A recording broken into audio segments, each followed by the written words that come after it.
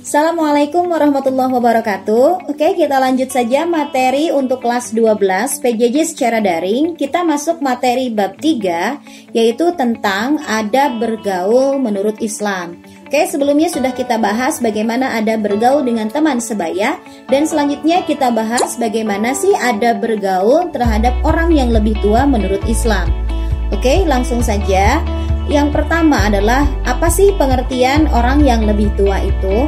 Nah, Islam menganjurkan pemeluknya untuk menghormati orang yang lebih tua dan menyayangi sosok orang yang lebih muda. Dalam Kamus Bahasa Indonesia, orang yang lebih tua yaitu orang yang dipandang tua atau berpengalaman seperti orang tua, nah, para pemimpin dan para penasihat. Orang tua misalnya memiliki peran yang sangat penting itu dalam membesarkan anaknya. Bisa juga orang tua juga adalah orang yang bertanggung jawab dalam suatu keluarga atau tugas rumah tangga yang dalam kehidupan sehari-hari itu disebut bapak dan ibu. Nah, orang tua ini memiliki kedudukan yang sangat mulia sehingga Allah memerintahkan kita untuk berbakti kepada mereka. Seperti dalam Quran surah Luqman ayat ke-14 yang artinya, dan kami perintahkan kepada manusia untuk berbuat baik kepada kedua orang tuanya atau ibu bapaknya, ibunya yang telah mengandungnya dalam keadaan lemah dan bertambah-tambah dan menyapinya dalam 2 tahun. Bersyukurlah kepadaku kepada orang tua ibu bapakmu, hanya kepadakulah kembalimu. Quran surat Luqman ayat ke-14. Oke, Selanjutnya ada juga dalam hadis yang diriwayatkan oleh Bukhari dan Muslim yang artinya, aku bertanya kepada Rasulullah Shallallahu Alaihi Wasallam, apakah amalan yang diutama? Beliau menjawab, sholat pada waktunya. Saya bertanya lagi, kemudian apa ya Rasulullah? Beliau menjawab, berbuat baik kepada kedua orang tua. Saya bertanya lagi, kemudian apa? Beliau menjawab, jihad di jalan Allah. Ini adalah hadis riwayat Bukhari Muslim. Orang tua itu harus dihormati karena mereka adalah sumber keberkahan dan memiliki banyak pengalaman, juga lebih matang dalam berpikir dan menimbang sesuatu serta tidak terburu-buru dalam memutuskan sesuatu. Berbeda dengan para pemuda yang memang cenderung lebih emosional, lebih terburu-buru dan juga masih kurang pengalaman.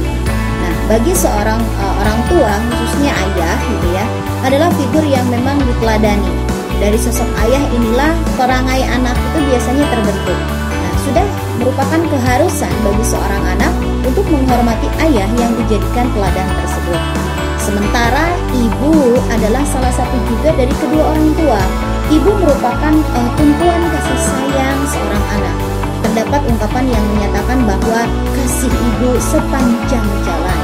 Perbandingan seorang ibu dengan ayah yaitu 3:1, khususnya dalam perhatian dan kasih sayang. Pernah suatu ketika seseorang mendatangi Rasulullah Shallallahu Alaihi Wasallam, kemudian bertanya siapa yang harus dihormati. Hal ini tergambar dalam hadis yang diriwayatkan oleh Abu Hurairah radhiyallahu anhu, yang artinya seorang laki-laki datang kepada Rasulullah Shallallahu Alaihi Wasallam. Ia berkata, wahai Rasulullah, siapakah yang berhak untuk saya pergauli dengan baik? Nabi menjawab, ibumu. Dia bertanya lagi, lalu siapa? Nabi menjawab, ibumu. Dia bertanya lagi, lalu siapa? Nabi menjawab, ibumu. Dia bertanya lagi, lalu siapa? Nabi menjawab, kemudian bapakmu. Jadi ibu di sini disebutkan 3 kali dan bapak ke-4 kalinya. Oke, ini adalah hadis riwayat Bukhari dan Muslim. Nah, selain orang tua kita sendiri yang harus kita hormati, juga ada juga guru juga termasuk ke dalam orang tua yang dituakan. Oleh karena itu, kita juga harus menghormati guru dan mematuhi nasihat-nasihatnya. Itu adalah sebuah kewajiban bagi kita. Nah, ini guru ini adalah pengganti orang tua kita di rumah.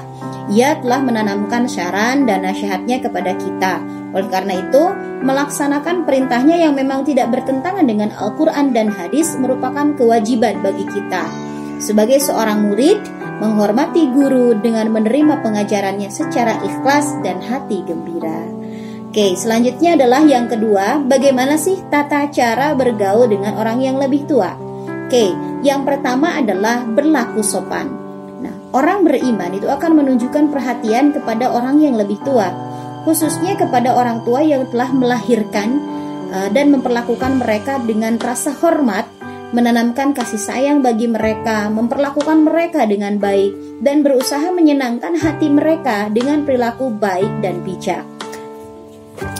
Seperti yang terkandung dalam Quran Surah Al-Isra ayat ke-24 yang artinya, dan rendahkanlah dirimu terhadap mereka berdua dengan penuh kesayangan, dan ucapkanlah, wahai Tuhanku, kasihanilah mereka berdua sebagaimana mereka berdua telah mendidik aku di waktu aku masih kecil. Seperti itu.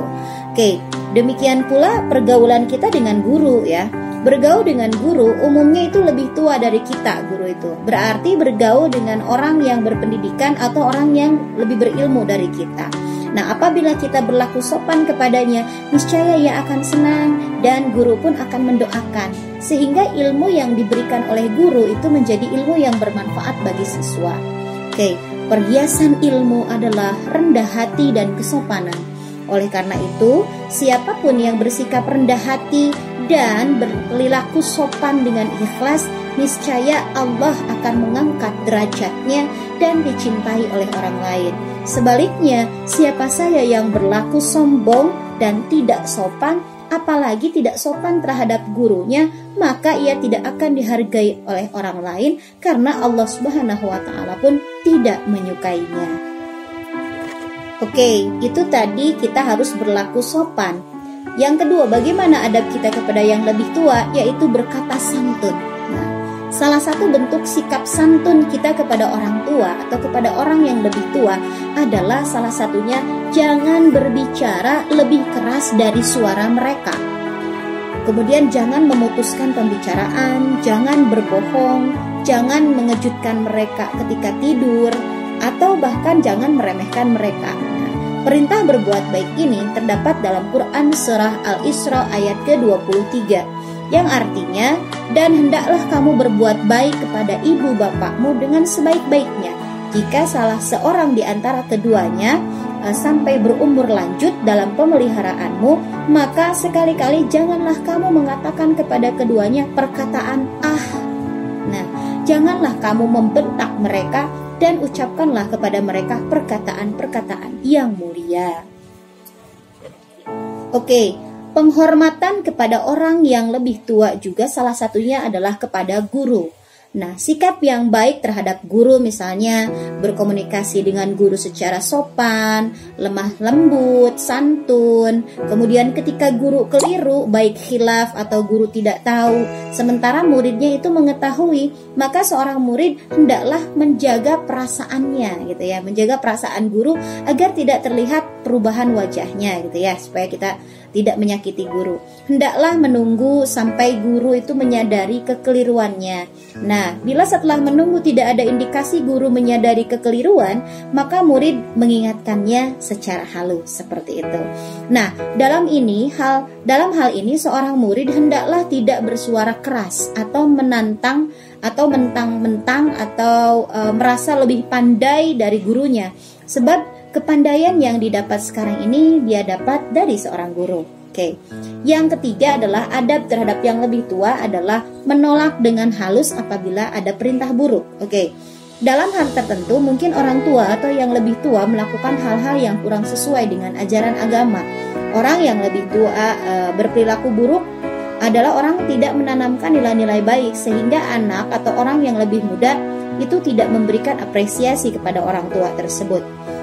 Nah, meskipun demikian, siapa saja yang mendapatkan hal seperti ini, maka hendaklah ia menolak dengan cara bersikap sopan dan berkata santun, sehingga mereka tidak dilecehkan dan pada saat bersamaan hendaklah mendoakan gitu ya kepada orang tua tersebut untuk tidak melakukan kegiatan buruk tersebut.